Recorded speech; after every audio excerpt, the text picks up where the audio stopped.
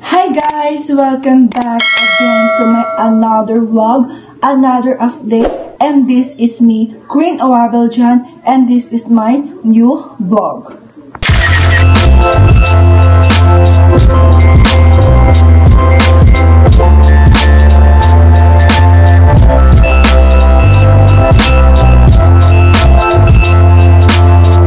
So for today's video, baby dragons, andito tayo ngayon sa vlog ko at ang ating content is per today is nagtanong tayo sa kanila ng hi be, hi po, maganda ba ako? As lang uli. Hihihihi.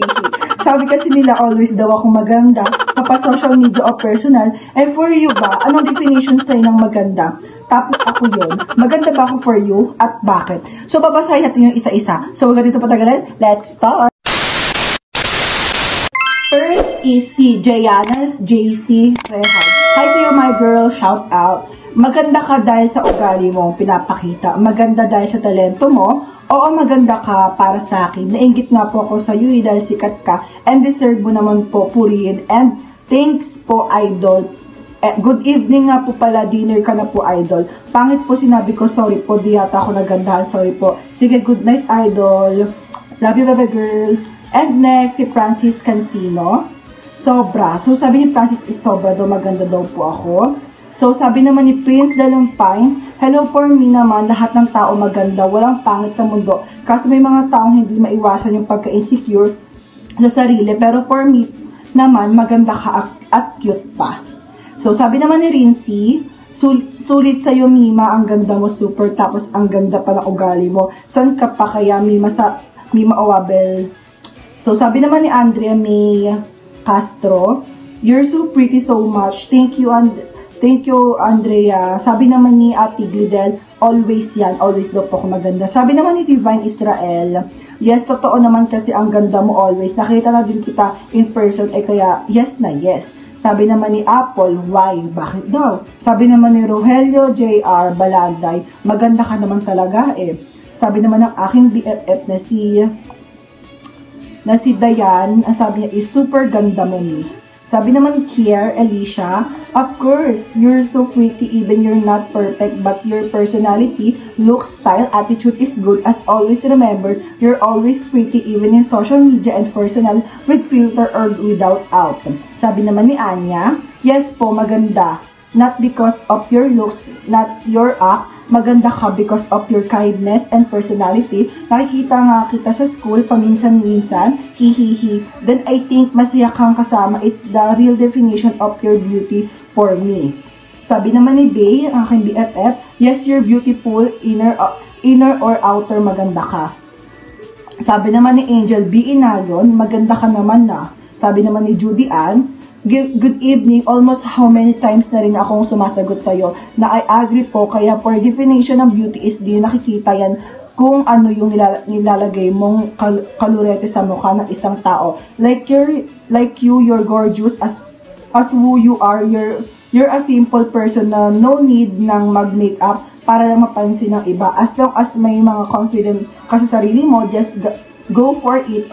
I met you simple lang, kaya sana don't be change you lang, and I thank you, charing, hahaha. Laro talaga si baby girl. Sabi naman ng aking BFF na si Aliyah, opo, maganda, super ganda mo, nakaka-inlove ka. Thank you. Sabi naman ni Precious Laika, opo, sobrang ganda ka.